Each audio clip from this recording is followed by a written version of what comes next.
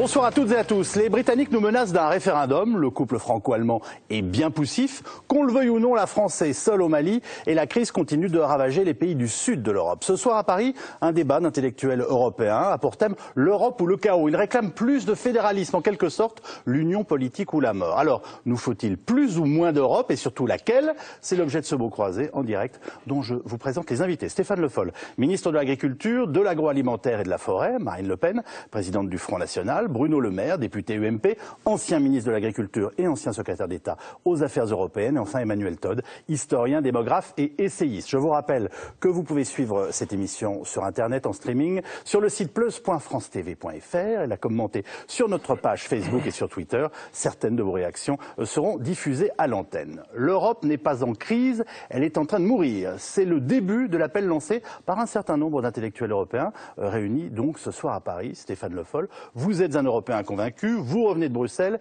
Sérieusement, pensez-vous que l'Europe est en train de mourir? Je reviens de Bruxelles, donc je constate que l'Europe n'est pas en train de mourir. Il y avait un Conseil européen, j'ai pu constater que l'Europe continue de fonctionner.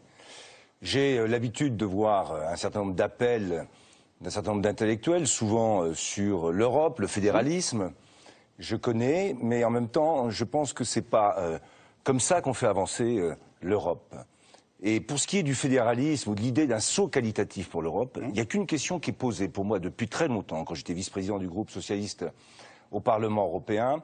Je considère que pour faire ce saut, il faudra qu'à un moment ou à un autre se pose la bonne question, c'est-à-dire celle d'une ressource propre pour le budget de l'Europe. Le jour où nous aurons une ressource propre, qui sera décidée à l'échelle européenne, pour l'intérêt européen, à ce moment-là, il y aura un saut politique qui pourra se faire. Après, on peut toujours discuter des institutions, du fédéralisme, de plus ou moins de fédéralisme. Tout ça, ça peut permettre d'écrire de beaux articles, mais ça ne fera pas avancer le projet européen. Pour moi, il est là, elle est là la question, elle est là la clé. Je vous pose la question autrement. L'Europe va-t-elle si mal que ça? L'Europe traverse beaucoup d'éléments qu'on va détailler ce soir qui laissent entendre que oui. Mais bien sûr, on ne peut pas dire que l'Europe soit dans une forme étincelante. Il n'y a qu'à regarder les résultats économiques et globaux et on sait que la crise que nous traversons est profonde. On sait aussi, et il n'y a pas si longtemps, et j'y reviendrai, ce qui a été dit sur la fin de la zone euro et de l'euro a été dépassé. C'est-à-dire que l'Europe a été capable de sortir de cette crise, en tout cas de trouver des mécanismes qui la stabilisent. Maintenant, il faut préparer l'avenir, c'est-à-dire retrouver de la croissance, de l'investissement. Marine Le Pen, êtes-vous d'accord avec Bernard-Henri Lévy quand il nous dit que l'Europe se meurt? Permettez-moi d'abord de considérer que cet homme a perdu toute crédibilité et que Bernard-Henri Lévy puisse encore être à la tête de quoi que ce soit. J'avoue que c'est quelque chose qui me sidère.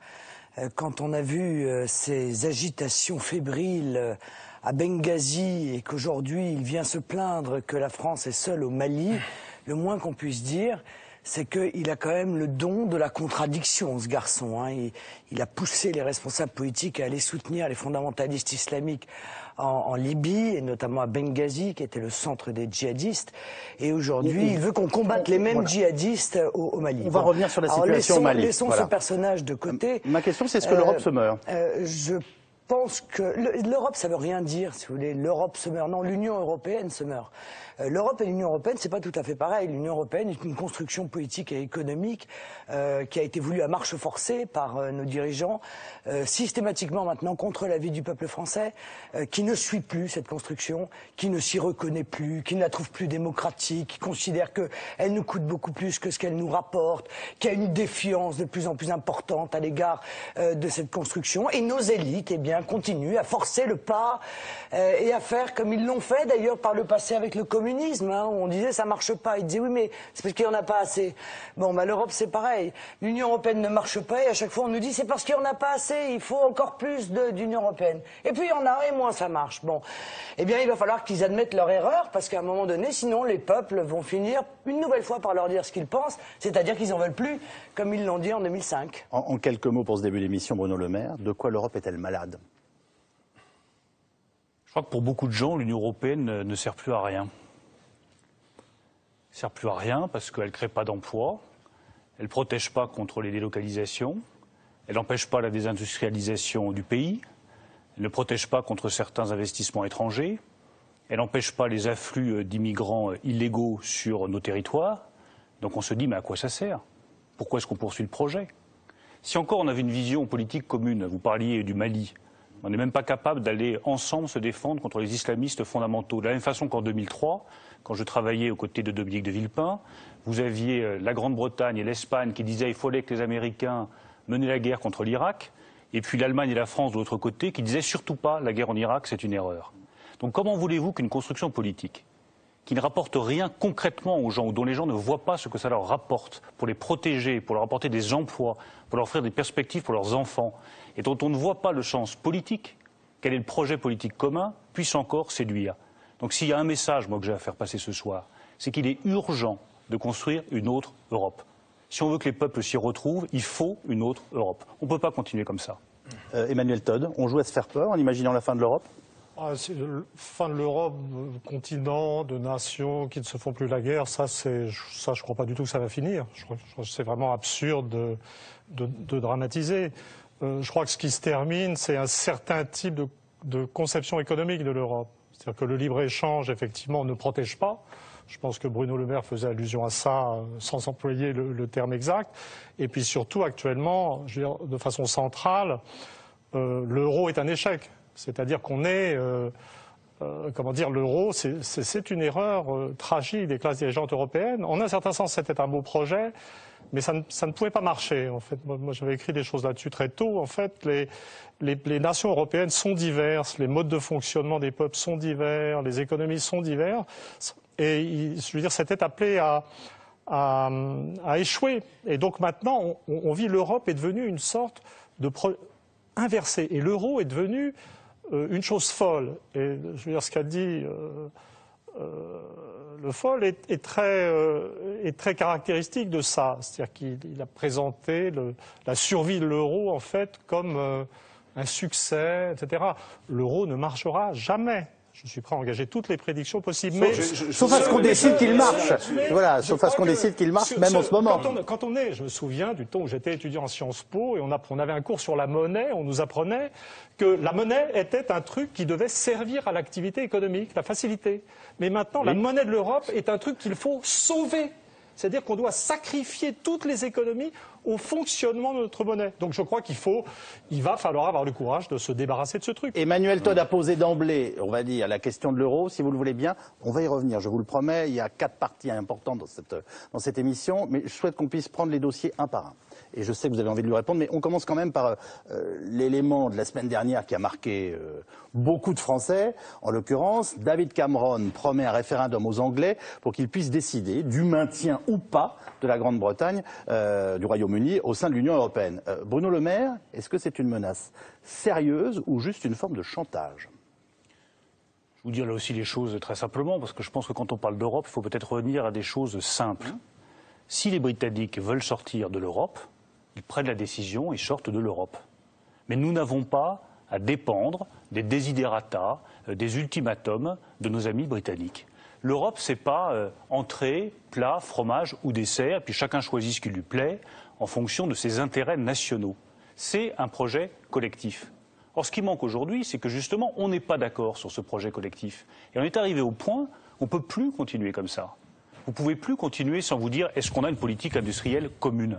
Est-ce qu'on protège nos industries ? Vous parliez effectivement de libre-échange en Chine. Quand il y a des industries émergentes, on les protège. Aux États-Unis, quand il y a des industries émergentes, on les protège. En Europe, on les expose. Et donc les Britanniques nous expliquent, nous on va prendre ça, parce que ça nous intéresse, et puis ça on le laissera, et puis on va négocier tous ensemble ce qu'on prendra ou ce qu'on ne prendra pas. Bien moi je dis non à M. Cameron. Je dis que l'Europe c'est un tout. Ça se prend en bloc, on définit le projet, et si on n'est pas d'accord, on en tire les conséquences, on se retire. Stéphane Le Foll, faut-il retenir les Anglais ?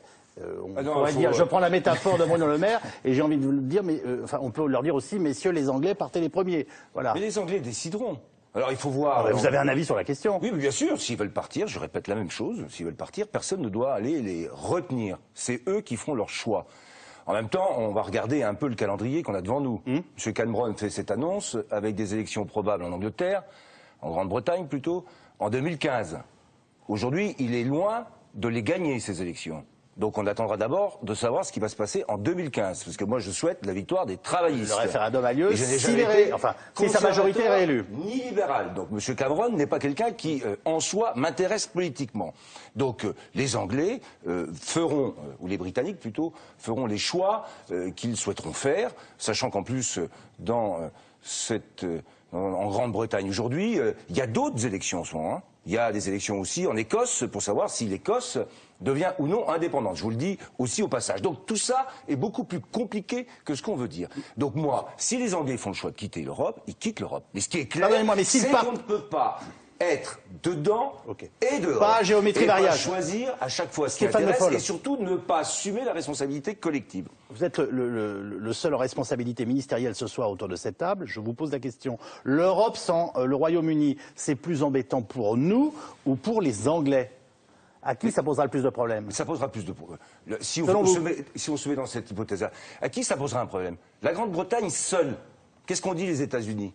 La Grande-Bretagne seule aujourd'hui. Qu'est-ce que ça lui posera comme problème? C'est qu'elle sera seule. Et c'est pas à nous que ça posera un problème si on est capable, justement, de rester unis, capable de porter un projet ensemble. Et là, on verra au bout du compte. Donc si on est unis, on se passe des Anglais. Qui aura eu raison, qui aura eu tort. Mais je vous le dis, là, on fait de la spéculation. On ne sait pas. D'ici 2015, il y a des élections. Et je le répète, j'espère que les travaillistes gagneront. Peut-être il faudrait essayer de comprendre le point de vue des Anglais quand même. Les Anglais, ils voient l'Europe, c'est vrai, ils la voient de l'intérieur et de l'extérieur. Et actuellement, ils sont raccordés au monde. Il y a tout un monde anglophone, il y a les États-Unis, il y a l'Australie, il y a l'Inde. Et ils voient l'Europe comme elle est vue dans le monde. C'est-à-dire que dans le monde, les gens voient l'Europe maintenant comme une sorte de gigantesque trou noir. C'est la grande zone de récession dans le monde, c'est la zone problématique du monde, et face à cette espèce de gouffre de choses dans lequel on tombe, les Anglais sont à la lisière et c'est désespérant pour eux, la situation. C'est-à-dire que d'un côté, sur le plan économique et dans leurs échanges, ils sont en Europe, leurs échanges extérieurs sont très importants et évidemment, ça leur poserait des problèmes terribles de sortir de l'Europe. Mais d'un côté, vous êtes anglais, vous avez donné au monde sa langue, l'anglais. Vous avez créé les États-Unis. Si vous n'êtes pas content, vous émigrez en Australie. Vous voyez l'Europe, ce continent malade, qui en plus maintenant est sous hégémonie allemande, mais c'est culturel. Vous ne pouvez pas. Je veux dire, le style des Anglais n'est pas du tout d'obéir aux Allemands. L'Europe s'est fait pour lutter. L'Europe s'est fait pour lutter contre le sentiment que vous venez de décrire, qu'on peut très bien comprendre historiquement. Mais j'essaie de donner un point de vue britannique sur la question. Les Britanniques sont dans le monde et ils voient l'Europe. L'Europe. Je veux dire, maintenant, plus personne ne veut rentrer en Europe. Il y a encore quelques années, les Turcs voulaient rentrer en Europe, qui parlent de Turcs voulant... Plus personne ne veut être en Europe, tout le monde veut sortir. Et les Anglais sont sur la frontière et ils appartiennent au vaste monde. Donc je crois que plutôt que de poser la question des Anglais de façon narcissique, continentale, en oubliant ceux qu'on représente, je veux dire, il faut un peu de compassion. C'est horrible pour eux d'être aspirés par ce... Excusez-nous d'être centrés sur nous-mêmes. Je ne sais pas si vous regardez avec le regard des Anglais ou si c'est votre propre regard que vous êtes en train de projeter sur les Anglais. D'abord, laissez les Anglais décider le jour où ils auront décidé. Je les connais pas mal. Ah ben, si vous voulez, vous les connaissez sûrement mieux que tout le monde. Et vous avez fait un choix à leur place. Attendez. C'est pas parce que Cameron a fait un discours que demain, ce qui est en train de se produire va se produire. C'est pas du tout ce que j'ai dit. J'ai dit que les Anglais étaient dans un dilemme atroce. C'est-à-dire que économiquement, ils sont liés à l'Europe, mais culturellement et politiquement. D'abord, ils voient que économiquement, l'Europe est une catastrophe absolue, et c'est terrible d'appartenir à un monde dont la langue générale est l'anglais et d'être aspiré par un continent qui fait faillite. Marine Le Pen, en fait, ce que veulent les Anglais, c'est ce que vous réclamez pour la France. Un référendum et une contribution nette ou nulle. Je suis frappé, je veux dire, de voir quand même la cécité de nos élites, quoi. Ils refusent d'admettre que l'Union européenne va très mal et qu'elle n'apporte. Ils viennent tous de nous dire qu'elle n'était pas en forme, hein, l'Europe. Je citerai quand une de vos Todd déclarations, parle du trou noir, le 21 août. Monsieur Le Foll, les yeux au ciel, etc. Bon, oui, le FMI vient d'annoncer que la zone euro sera la seule zone en récession. La seule du monde, voilà. Alors que la croissance du monde sera de 4,4%. Voilà, la seule qui depuis 10 ans, affiche une croissance zéro, qui affiche une augmentation spectaculaire de la pauvreté, parce qu'il y a des situations réelles derrière ça, il y a des situations, des hommes, des femmes, hein, qui affichent une augmentation spectaculaire du chômage. 26% quand même, on attend 26,6% en Espagne, 26% en Grèce. La France se porte également très mal, monsieur Le Foll. Par conséquent, oui, je crois qu'à un moment donné, il faut que les peuples décident. Et moi, je ne vous cache pas que l'idée de, arrivant au pouvoir, de dire, bah, écoutez, voilà, on se donne un an pour renégocier un certain nombre de points qui nous apparaissent comme étant des brutalités faites au peuple français, Schengen notamment, c'est-à-dire les politiques migratoires, l'absence de maîtrise des frontières, l'euro, bien entendu, la souveraineté budgétaire que tout le monde a voté ici, hein.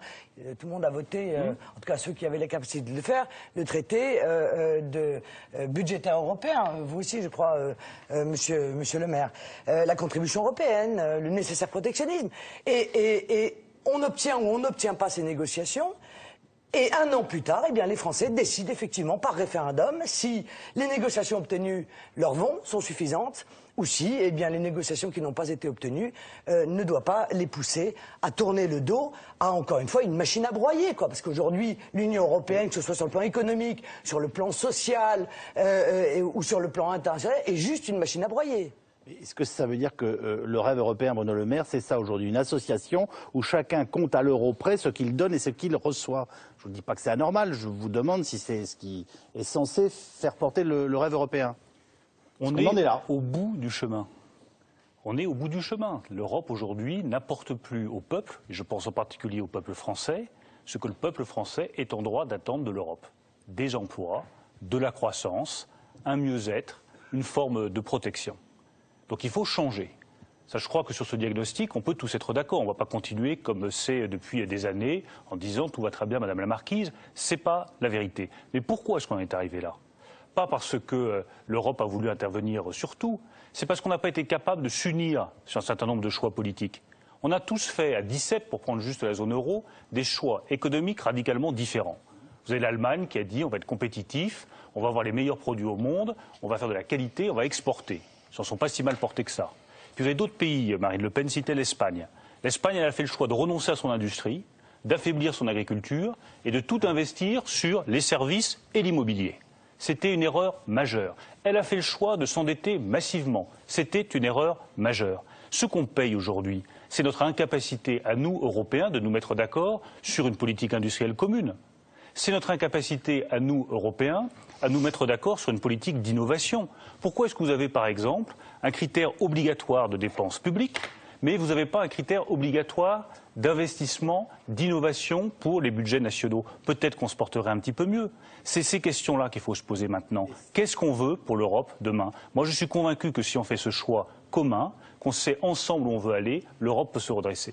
Comme je souhaite qu'on puisse tourner quand même la page du référendum, Stéphane Le Foll, vous seriez d'accord pour un référendum, vous? Mais aujourd'hui, c'est pas parce que Monsieur On ne peut pas ne pas y penser, les Anglais ont posé la question. Oui, même si c'est un chantage, c'est fait. La vraie question qui est posée aujourd'hui, là, dans le moment où on est, c'est d'arriver à se redresser et à fixer des objectifs suffisamment clairs pour l'Europe, pour pouvoir donner à chaque pays la capacité de redresser sa propre économie. On est dans une crise, je vais la rappeler quand même, qui a été extrêmement forte, qui est liée peut-être à des choix qui ont été faits dans différents pays, différents, on est bien d'accord. Aujourd'hui, ce qu'il faut faire, au travers d'un pacte de croissance, comme l'a souhaité François Hollande, eh bien, redonner à l'Europe cette capacité de se tourner vers l'avenir. Mais moi, ce qui me frappe dans le débat, là, dans l'entrée de débat, c'est ce côté, l'accablement. Il faut accabler. Hein, et c'est les Cassandres qui parlent. Je voudrais simplement dire à Marine, c'est ce qui se passe au présent. Le Pen, écoutez donc, à Marine Le Pen, on parle pas du futur, on parle du présent. Le 21 août, elle a annoncé la fin de la zone euro. Oui, et il fallait en sortir. Va s'arrêter, monsieur Le Foll. Oui, la même chose. Donc c'est la fin de la zone euro. Mais je pense que... Eh bien, en 6 mois, madame, non, mais monsieur Le Foll, les choses ont changé. Non, monsieur Il y a Le Foll, des choses qui ont changé. À la fois, l'Europe a été capable de mettre en place des mécanismes de soutien et de stabilité. L'Europe a été capable de mettre en place d'euros, une supervision bancaire. Aujourd'hui, le sauvetage de l'euro. Il faudra redresser et faire ce que disait Bruno Le Maire. C'est que maintenant, il faut se donner une ambition collective. Monsieur Foll, ça, honnêtement, c'est une prière que vous faites. Mais vous, ça n'a vous aucune arrêtez pas de réalité, prier que monsieur. l'euro va s'effondrer, Mais je vous dis oui, monsieur, et je l'ai dit, et j'ai pris des pari. risques, monsieur Le Foll. J'ai dit oui, je pense Vous avez perdu. très sincèrement. Non, je n'ai pas perdu, monsieur. Non, je n'ai pas perdu. Et Vous ce voulez sont que je vous dise ce que les vous disiez Européens qui sont en train de perdre.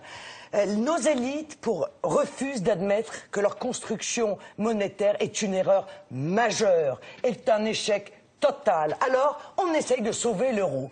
Et depuis des mois et des mois, on sauve l'euro. 1100 milliards d'euros, ça a coûté le sauvetage de l'euro. Et il n'est pas sauvé, monsieur Le Foll. Et encore aujourd'hui, un certain nombre d'économistes très sérieux sont en train de dire il y a une bulle, ne vous fiez pas à cette petite amélioration passagère, car en réalité, l'euro est vicié. Dès le départ, c'est votre conviction, son Le ADN est vicié, mais à Ça me l'évidence. gêne de le dire, mais c'est également la mienne. Mais Bon, je le sais. et donc oui, je maintiens tout à fait la déclaration que vous venez de rappeler. Emmanuel Todd, et après je clôt quand même le chapitre référendum, même si vous filez sur l'euro. Mais Je crois que sur le diagnostic général concernant l'Europe, je m'excuse d'avance si je suis un peu long, on est un peu en deçà de la vérité. C'est-à-dire ce qui a été dit sur l'incapacité des Européens à s'entendre désormais, à se protéger, tout ça est vrai, mais je crois que c'est autre chose. On ne se rend pas compte que l'Europe a changé de nature. Vous savez, une métaphore m'est venue en tête, c'est la métamorphose de Kafka. Vous savez, ce fonctionnaire qui se réveille un matin transformé en cafard. Je pense qu'il est en train de s'y s'est passé quelque chose du même ordre. L'Europe, c'était une sorte de projet magnifique de nations libres et égales, projet assez français dans son esprit. On est tous égaux, pour le Luxembourg un peu moins que les autres. Et puis on savait bien que la France et l'Allemagne jouaient un rôle directeur et qu'il y avait suffisamment de différends entre les Français et les Allemands pour que s'ils étaient d'accord, ça ne gêne personne au final. Mais il y avait cette idée de nations libres et égales. Et puis il s'est passé quelque chose insensiblement et puis qui s'est accéléré. D'abord, le libre-échange a fait de la concurrence internationale la règle du jeu, et bien entendu, cette concurrence s'applique en interne à l'Europe, puisqu'il n'y a pas de protection tarifaire. Et puis l'euro a créé une sorte de mécanique où certains pays à économie ou à industrie plus fragile, comme les pays latins en gros, les pays du Sud et la France, ne vous pouvez plus utiliser leur technique habituelle d'ajustement qui était la dévaluation face à la capacité des Allemands à contrôler leur propre salaire et à se concentrer, comme l'Allemagne sait si bien faire. Et en fait, ce qui s'est passé ces dernières années, c'est ça l'histoire de la Grèce, c'est ça cette histoire de tous ces ministres français qui vont à Berlin pour savoir ce qu'ils vont faire. L'Europe a cessé d'être une association de nations libres et égales, c'est devenu le contraire, c'était un système formidablement hiérarchisé, avec des parias, les Grecs, avec des Latins du Sud dont on parle d'une façon méprisante, avec des Français qui sont là en brillant seconde l'Allemagne en espérant que ça ne va pas leur tomber dessus, et avec une puissance hégémonique centrale. C'est-à-dire que l'Europe, qui était un univers de liberté et d'égalité qui s'accordait assez bien avec les conceptions françaises, est devenu un univers de hiérarchie et de domination. On est bien loin. Et la vérité de ce qui se passe en Europe, c'est pas juste que les Européens n'arrivent pas à s'entendre, c'est que l'Allemagne est en train de réaliser son équilibre économique en bouffant ses partenaires européens.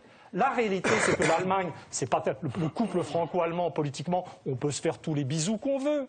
La réalité de la situation économique, c'est que l'industrie allemande est en train de bousiller ce qui reste d'industrie française. Ça n'est pas fait avec malice, ça n'est pas fait méchamment, mais l'Europe est devenue un concept destructeur. Donc on est en deçà de la réalité quand on dit juste ça ne marche plus, on n'arrive plus à avoir des projets collectifs. Il y a un projet collectif si on veut, centralisé, c'est la destruction des plus faibles. Alors, vous allez m'obliger du coup à venir au couple franco-allemand un peu plus tôt que prévu. On parlera du Mali ensuite, mais juste quand même un commentaire avant qu'on aborde ça. Stéphane Le Foll, c'est à Davos, on a vu très complice quand même Angela Merkel et David Cameron, appelant d'une seule voix une Europe plus libérale. Ils ont l'air de très bien s'entendre. Alors, qui gagne la partie dans cette histoire? Mais c'est une bataille. On est isolés, mais nous Français. L'Europe, contrairement à ce qui est dit, parce que l'autre hypothèse, qui serait la dislocation de l'Europe. Personne n'évoque les conséquences. Personne ne dit aux citoyens français quelles seraient les conséquences d'une sortie, d'un éclatement. Parce que là, il y aurait suffisamment de conséquences négatives pour que tous ceux qui ne sont pas européens et qui ne l'ont jamais été puissent le laisser envisager. Mais par rapport à ce qui était dit, pays du Sud, la France, qu'est-ce qui est en train de se passer? Évidemment, aujourd'hui, l'Allemagne a une position économique qui fait qu'elle elle a eu tendance, dans une crise qui s'est aggravée, à demander à d'autres pays de faire des efforts qu'elle considère avoir fait, elle, au moment de 2010. Ça s'appelle une position dominante parce qu'elle considérait l'exemplarité. Une position sur laquelle il faut, face à l'Allemagne, dire quelles sont les autres voies possibles. Ça a été le débat de la négociation qui a été engagé au-delà de la question du traité qui portait sur ce qu'on appelle la maîtrise des déficits budgétaires et de l'endettement. C'était de dire à tout le monde, et à l'Allemagne en premier, qu'on avait besoin aussi d'avoir un volet de croissance. C'est ce que nous avons fait en allant en Italie, pour remettre l'Italie dans le jeu et ne pas considérer justement que les pays du Sud étaient mis de côté. C'est ce qu'on a fait en allant en Espagne, en discutant avec les Espagnols, et c'est ce qu'on fait en discutant d'égal à égal avec l'Allemagne. Alors l'Allemagne cherche aujourd'hui aussi à trouver des alliés, et en particulier, je l'ai bien vu, et j'ai bien entendu ce que vous avez dit, avec Cameron. À nous d'être capables de proposer autre chose. Et dans le débat européen aujourd'hui, je ne crois pas que sur ce qui a été obtenu, nous n'ayons pas obtenu un certain nombre de choses que l'Allemagne n'aurait pas décidé toute seule. Marine Le Pen, que vous ont inspiré les noces d'or du couple franco-allemand? Non mais écoutez, moi ça fait des années et des années maintenant que, face quand même à leurs contradictions, les responsables politiques qui se succèdent d'ailleurs, hein, en tenant le même discours, nous expliquent que vous inquiétez pas, on va réussir à convaincre l'Allemagne et nos partenaires, par exemple, de mettre en place un protectionnisme européen. Combien de fois je vous ai entendu, et les uns et les autres, dire cela? Vous devez la vérité aux Français. En fait, ils n'ont pas dit, c'est des gens comme moi qui disaient ça. Sur le protectionnisme européen, c'est une idée que j'ai essayé de faire passer pendant une dizaine d'années, sans le moindre succès auprès des gens. Et alors, je le dis solennellement, j'ai l'occasion de le dire publiquement ce soir, j'y renonce. C'est une idée totalement inapplicable dans l'état actuel de mes entendements. Monsieur Todd, je voudrais pas ça faire existait, mais sauf que c'est Marine Le Pen qui avait la parole. Sur la politique agricole commune, on appelait ça la préférence communautaire. Jamais on nous a demandé d'effondrer nos frontières économiques intérieures en nous disant on va protéger les frontières extérieures de l'Europe. Ils ne le feront jamais. Et Madame Merkel à Davos a répété que le libre-échange devait aller plus loin encore. Par conséquent, arrêtons de raconter des coups aux Français en leur disant qu'on va mettre en place une protection aux frontières européennes. Ils ne le feront jamais parce que l'Allemagne ne le veut pas. À nouveau exister. Mais écoutez, non. Je suis le théoricien du protectionnisme européen dans la période récente. Très bien. Et je confirme que ça ne se produira pas, que c'est trop tard et que c'est une idée à laquelle il faut renoncer. Ça ne se produira pas. Ça veut dire quoi? Ça veut dire que donc l'Europe et les peuples européens et les économies européennes vont continuer, et particulièrement la nôtre, permettez-moi, parce que je m'intéresse surtout à celle de la France, à être victime d'une concurrence internationale déloyale, folle, d'abord de la part des pays extra-européens et de la part des pays intra-européens, dont l'Allemagne, il faut bien le dire, est un de ces pays-là. Parce que l'Allemagne effectue, on oublie de le dire, du dumping social pour son industrie, mais pas seulement. Ce qu'on oublie aussi de dire, et on a ici un ministre et un ancien ministre de l'Agriculture, c'est qu'elle le fait également, et vous le savez bien, messieurs les ministres, elle effectue un dumping social vis-à-vis de l'agriculture, notamment française. Bon, et elle va continuer à le faire. Et elle va donc tirer tous les avantages d'une Europe qu'elle a construite à sa main, avec une monnaie qu'elle a construite à sa main, et nous sommes les victimes expiatoires en train de faire semblant d'organiser ce qui nous dépasse. Bon, eh bien, je crois qu'encore une fois, le courage politique serait de dire nous n'avons plus du tout la possibilité d'influer en quoi que ce soit sur la ligne ultralibérale de l'Europe. Il faut donc maintenant mettre en place les conditions d'une protection de notre économie et retrouver la maîtrise, notamment, bien entendu, de nos frontières pour mettre en œuvre un protectionnisme national. Réaction de Bruno Le Maire, excusez-moi Stéphane Le Foll. Finalement, ce que vient de nous dire Marine Le Pen, c'est nous sommes d'une façon ou d'une autre sous domination allemande, et notamment sur le plan économique. Que lui répondez-vous au moment où on vient de fêter le 50e anniversaire du couple franco-allemand, qui n'a pas soulevé beaucoup d'émotions en France? Moi, je pense qu'on est en train de mélanger tous les sujets. Et pour le coup, on est en train de raconter absolument n'importe quoi aux Français. Rapport de force avec l'Allemagne? Il n'y a pas de volonté de domination de l'Allemagne en Europe. Et moi, ça me choque d'entendre ça, car je ne crois pas du tout que ce soit la réalité. Emmanuel Todd donnait l'exemple de l'industrie automobile. On marche sur la tête, Emmanuel Todd. On marche sur la tête. Les problèmes de Renault ou de Peugeot, ils viennent de l'Allemagne où ils viennent des choix économiques qui ont été faits par Renault et par Peugeot qui n'ont pas été les bons choix économiques. Pourquoi est-ce que Volkswagen a réussi? Parce que l'Allemagne a voulu dominer l'Europe? Parce qu'elle avait une volonté d'hégémonie politique? Ou parce qu'ils ont baissé leurs coûts de production, parce qu'ils ont investi dans l'innovation, parce qu'ils font des voitures de meilleure qualité qui se vendent mieux dans les marchés chinois, asiatiques, brésiliens, tous les marchés porteurs. Il faut peut-être qu'on regarde un peu aussi notre part de responsabilité à nous, en France, et qu'on comprenne que si on veut reprendre pied en Europe, il faut qu'on ait des succès économiques, qu'on réduise le coût du travail, qu'on ait plus d'innovation, qu'on ait des produits de meilleure qualité. Arrêtons de tout mettre sur le dos de l'Europe ou des Allemands, c'est un peu facile. Deuxième remarque, sur le dumping. Mais c'est pas la flagellation, Madame Le Pen. C'est pas la flagellation. C'est pas mon genre, c'est pas mon type de beauté, je vous rassure. Je dis juste, regardons aussi ce que nous n'avons pas réussi à faire en France. Sur le dumping, là pour le coup, effectivement, il y a des comportements allemands que je n'accepte pas et à qui je l'ai dit à plusieurs reprises, on ne peut pas accepter que l'Allemagne embauche massivement dans l'industrie agroalimentaire, par exemple dans les abattoirs allemands, des ouvriers polonais ou hongrois, pour faire un boulot qui est dur. Je ne sais pas si vous êtes déjà allé dans un abattoir, mais c'est un boulot qui est pénible, c'est un boulot qui est difficile. Ils sont payés 6 € de l'heure. Et moi, j'accepterai jamais qu'en France, on paye nos ouvriers 6 € de l'heure pour être dans des abattoirs. Et donc il faut le dire aux Allemands et il faut négocier pied à pied avec eux pour qu'ils bougent sur ce sujet-là. Ils sont en train de bouger sur le salaire minimum. C'est bien la preuve qu'on peut faire bouger les choses. Troisième remarque sur cette question européenne et de protection. Oui, un protectionnisme européen avec la PAC. Et on n'aurait plus d'agriculture aujourd'hui en Europe s'il n'y avait pas eu la politique agricole commune. Est-ce qu'il faut faire la même chose pour l'industrie? Oui et 3 fois oui. Quand je vois par exemple les États-Unis d'Amérique qui commandent un avion ravitailleur pour leur armée, c'est Airbus qui gagne l'appel d'offres. Qu'est-ce qu'ils commandent comme avion? Eh bien des Boeing, parce qu'ils ne veulent pas d'Airbus et qu'ils protègent leur industrie. Si nous, on faisait la même chose en Europe, et quand on était capable de dire on fait un appel d'offres, c'est Boeing qui gagne, mais on prend quand même Airbus parce que c'est européen et qu'on défend les emplois européens et qu'on défend l'industrie européenne, là on aura progressé. Mais regardons quand même les choses avec un tout petit peu de lucidité sur notre situation nationale. Avant de donner la parole à Emmanuel Todt, quand même réaction de Stéphane Le Foll, avec quand même cette question, c'est Jean-Luc Mélenchon a trouvé une formule pour résumer ce qu'on est en train de se dire. Il dit, concernant les rapports franco-allemands, il y en a une qui tient le guidon, la main sur le frein, et l'autre qui pédale. C'est ça le nouveau tandem, en l'occurrence Angela Merkel et François Hollande. Il a raison, il y a un peu de vrai dans ça? Non, on est dans des situations qui sont différentes. Les négociations sont difficiles, ne serait-ce que sur les perspectives financières pour l'Europe et le budget de la politique agricole commune, si on veut parler de ça. Et là, il y a une bataille. On a déjà fait progresser. Et si on n'était pas là, la France, pour faire progresser le budget de la politique agricole, le président de la République, si on n'avait pas passé des accords avec les Italiens, les Espagnols, avec les Polonais, avec d'autres, pour essayer de poser le défi qui est d'autres, on n'aurait pas déjà ce que nous avons obtenu. Et il faut obtenir encore.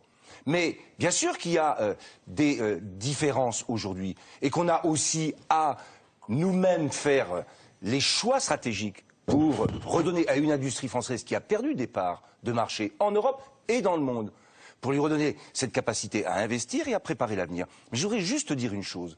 Le décrochage entre la France et l'Allemagne, puisque c'est de ça dont on parle, quand est-ce qu'il a eu lieu? Est-ce qu'il a eu lieu quand on a accru et approfondi l'Europe, ou est-ce qu'il a eu lieu avant? Moi, je me souviens très bien qu'un franc, il fallait 3 francs pour un Deutschmark, qu'on disait que les Allemands venaient en vacances en France avec une monnaie qui était supérieure à la nôtre. Et ça s'est passé dans les années 70. Donc, et à un moment où il y avait le franc, et il y a un moment où il y avait le Deutschmark. Donc après, on renverse toute l'histoire. Mais l'histoire, quand on la regarde, objectivement, le décrochage, il s'est fait avant. Et en même temps, quand on regarde l'avenir, c'est ce que j'ai regardé, en termes démographiques, je me suis aperçu, dans les projections, qu'en 2030, la France aurait 71 millions d'habitants, quand l'Allemagne en aurait 77 millions. On est donc aussi, nous, porteurs, à la fois d'une volonté et d'un avenir, à condition d'y croire. Parce que si c'est simplement pour aligner tous les soirs, c'est la catastrophe, il n'y a plus rien à faire, il faut sortir, il faut aller ailleurs, moi je vous le dis, là oui, on va faire en sorte que notre pays perde sur tous les tableaux, et européens et mondiaux. Ça tombe bien parce qu'il se trouve que Emmanuel Todt est entre autres démographe. Oui, démographe et anthropologue. Alors, dans ce que... Je ne suis rien de tout ça. On peut très bien vivre sans. Absolument, mais apparemment, on a de plus en plus de mal, les politiques ont de plus en plus de mal à gérer l'Europe en étant ni historiens, ni démographes, ni anthropologues, parce qu'ils ont une formation économique de base qui leur permet de comparer Renault, Peugeot, etc.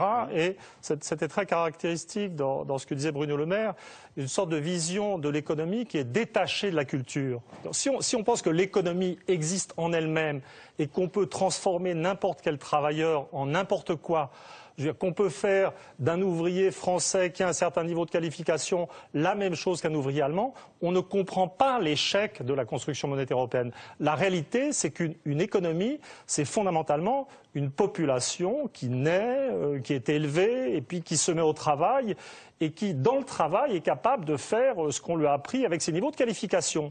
Et il y a une réalité historique de l'Allemagne que les élites françaises feraient bien d'accepter.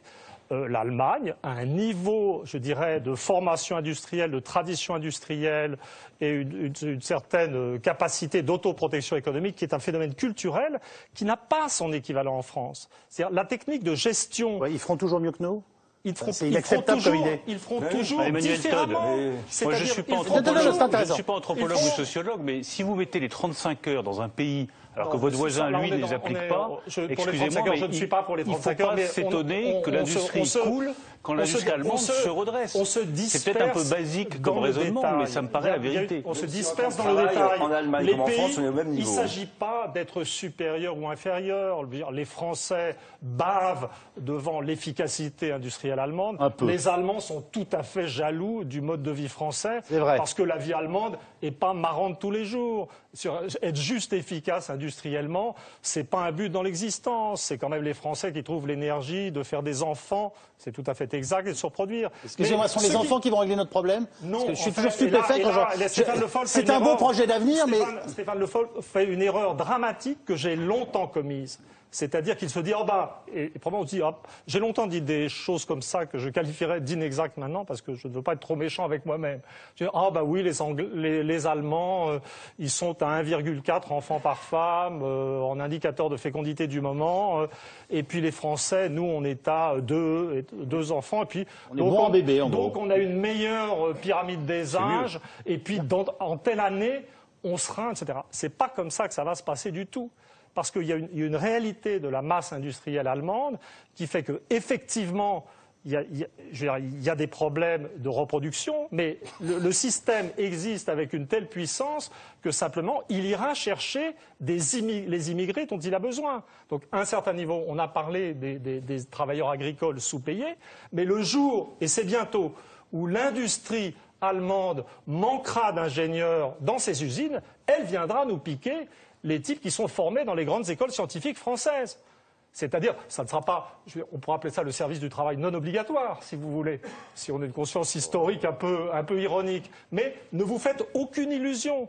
C'est-à-dire, le fait que la France fait plus d'enfants ne rééquilibrera pas de soi. Ça sera un avantage que si la France retrouve la vérité. La vérité, c'est que la bonne gestion de l'économie française, c'est ce qu'on a découvert, ne peut pas se passer de l'autonomie monétaire. C'est-à-dire que la France doit retrouver sa monnaie pour être capable de dévaluer, pour être capable de faire baisser le coût du travail d'une façon pragmatique. Et il faut cesser d'être des espèces de nationalistes. Il faut arrêter. C'est ça qui est difficile. Les gens ne comprennent pas qu'une monnaie plus faible peut les avantager. Ce qui me permet de clore ce débat, je veux dire, sur les rapports franco-allemands avec Marine Le Pen. Je peux vous poser une question parce que tout à l'heure, on évoquait le référendum. Je sais que vous voulez réagir, mais vous nous avez dit que vous étiez favorable au fait que l'on consulte enfin les Français sur ces questions. Et qu'on les écoute quand ils se sont prononcés aussi, parce que ça n'a pas été le cas en 2005. Très bien. Mais vous, personnellement, Marine Le Pen, s'il y avait un référendum, est-ce que vous voteriez pour quitter l'Europe ? Non, je ne peux pas vous répondre. Quitter l'Union européenne. Non, je ne peux pas vous répondre, parce que je vous dis que moi, si ce référendum intervenait, par définition, comme personne autour de cette table ne voudrait l'organiser, c'est donc que je serais arrivé au pouvoir. Et je me donnerais 1 an pour négocier tout ce qui m'apparaît comme étant profondément négatif dans l'Union européenne. J'y arrive, tant mieux. En l'état, je demande aux Français ce qu'ils en pensent. J'y arrive pas, les Français diront également ce qu'ils en pensent. Mais encore une fois... Excusez-moi, vous ne pouvez pas fuir cette question, c'est un thème sur lequel vous êtes en permanence. Je vous demande, est-ce que vous avez envie de sortir de... Est-ce que vous n'attaquez que l'euro ou est-ce que vous attaquez l'Europe? Ma question est simple et je pense que les téléspectateurs peuvent le comprendre. En cas de référendum, est-ce que vous voteriez pour quitter l'Europe? C'est simple de répondre, non? Je vous dis, il y a énormément de points qui doivent être négociés, voilà, clairement. Moi, je n'admets pas que l'Union européenne ait des frontières totalement ouvertes, que ce soit sur le plan des flux de produits, c'est le problème du libre-échange, ou que ce soit les flux migratoires. Donc vous ne quittez pas l'Europe. Monsieur le maire en parlait tout à l'heure, ça c'est nouveau d'ailleurs, je l'entends avoir un discours extrêmement dur à l'égard de l'Union européenne, ça me réjouit, parce que je me dis que somme toute il y a une lucidité nouvelle dans la classe politique française. Mais je veux que l'Union européenne me laisse avoir la maîtrise de mes frontières, donc je veux renégocier Schengen, je veux que l'Union européenne m'autorise à faire du protectionnisme intelligent à mes frontières. Je veux que l'Union européenne m'autorise à faire du patriotisme économique. Je veux que l'Union européenne m'autorise à donner un avantage à mes entreprises françaises dans les marchés publics, ce qui n'est pas le cas. Dans ce cas-là, vous quittez l'Union européenne. Et si l'Union européenne me dit non, eh bien, je proposerai aux Français, effectivement, la voie de la liberté, de la souveraineté et de la liberté et de l'indépendance monétaire pour pouvoir relancer une économie qui est en train de se mourir. J'ai compris que vous quittiez l'Union européenne à ces conditions qui sont ingérables pour les autres pays. Pourquoi c'est ingérable pour les autres pays? Je vous affirme qu'ils ne voudront pas, hein, mais vous n'en savez... je ne suis pas...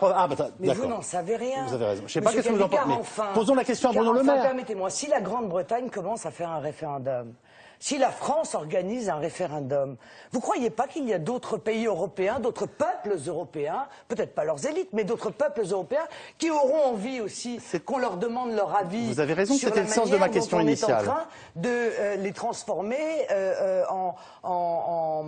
comment dire, en esclaves en quelque sorte de la dette, de leur dette, et d'une monnaie dont on voit bien qu'elle est en train de contribuer à tuer, et non seulement le système économique, mais le système social. Je vais revenir à l'euro. Juste, réaction de Bruno Le Maire. On passe par le Mali et ensuite on revient à l'euro. Ma réaction est très simple. L'Europe, oui, elle doit changer. Et on doit imposer par tous les moyens possibles de conviction, de succès économique, un certain nombre de changements. Quand on fait des appels d'offres pour les PME, oui, moi je pense qu'il faut qu'il y ait une préférence européenne. Et que nous défendions cette préférence européenne. Je préfère que lorsqu'on vend des habits pour nos militaires ou des équipements pour je ne sais quelle industrie, il y ait une préférence pour les PME, les sous-traitants européens. Ça, c'est l'Europe qui défend l'emploi. Il est urgent qu'on mette ça en place. Le droit de la concurrence, ça a été depuis 1957 l'alpha et l'oméga de la construction européenne. Ça ne peut plus être la pierre d'angle de la construction européenne. Je me souviens quand j'étais à la place de Stéphane Le Foll, des regroupements entre les industries laitières européennes. On faisait tout un drame parce que Lactalis allait racheter Parmalat, une entreprise italienne. Mais c'est formidable d'avoir un grand groupe européen. On a cessé de nous mettre des bâtons dans les roues en disant c'est pas possible, il va y avoir une domination par un seul grand groupe laitier de tout le marché laitier européen. Mais c'est bien d'avoir des industries fortes. C'est bien d'avoir des champions européens pour résister face aux champions américains qui s'appellent General Mills. Donc si on ne modifie pas un certain nombre d'éléments structurants de la construction européenne actuelle, on va dans le mur. Toute dernière remarque quand même sur ce que disait Emmanuel Todd tout à l'heure. Moi j'ai été choqué par vos propos, Emmanuel Todd, je ne vous le cache pas. Ce que vous disiez revenait à dire les Allemands sont génétiquement doués pour l'industrie et les Français n'y arriveront pas. Et bien, je crois rigoureusement l'inverse. Je crois qu'il y a un génie français. Il y a une capacité d'inventivité française, y compris dans l'industrie. Il y a une capacité d'organisation, y compris dans l'industrie, qui fait qu'on peut réussir aussi bien que les Allemands dans le secteur industriel. Il n'appartient qu'à nous de prendre un certain nombre de décisions économiques qui nous permettront de réussir. Mais dans votre discours, Emmanuel Todd, et ça m'a surpris de votre part, on sentait comme une classification des nations en fonction des caractères que je trouve déplacée. Je voulais le dire parce que ça me choque. C'est mon travail. Moi, je ne suis pas politique. Donc, je ne suis pas censé dire aux électeurs français, vous êtes merveilleux, vous allez avoir la même monnaie que l'Allemagne et vous laissez faire aussi bien que les Allemands. Ça, c'est un truc de politique qui ne veut pas vexer ses électeurs. Moi, je suis historien, je suis content d'être français et j'aime la France avec ses qualités et ses défauts. Et c'est de ça qu'il s'agit. Je ne parle pas de génétique, moi je suis spécialiste des structures familiales.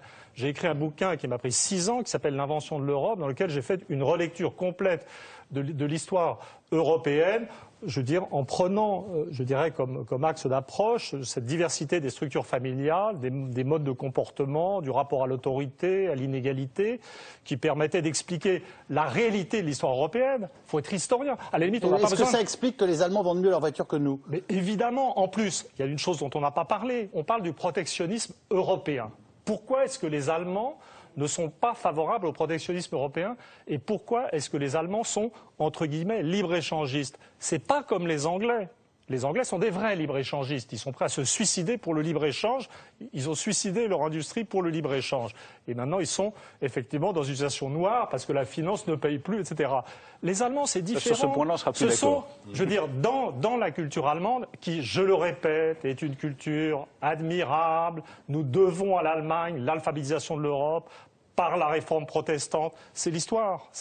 C'est là-dessus que je travaille. Mais il y a dans la culture allemande une conception différente de la nation et de la solidarité nationale. Qu'est-ce que ça veut dire? Ça veut dire que si vous passez en régime de libre-échange en France, les Français, l'homme universel, super sympa, on achète n'importe quelle bagnole, n'importe quoi, en fonction du prix, de la qualité. Et d'ailleurs, on achète étranger parce que c'est sympa d'avoir des trucs étrangers.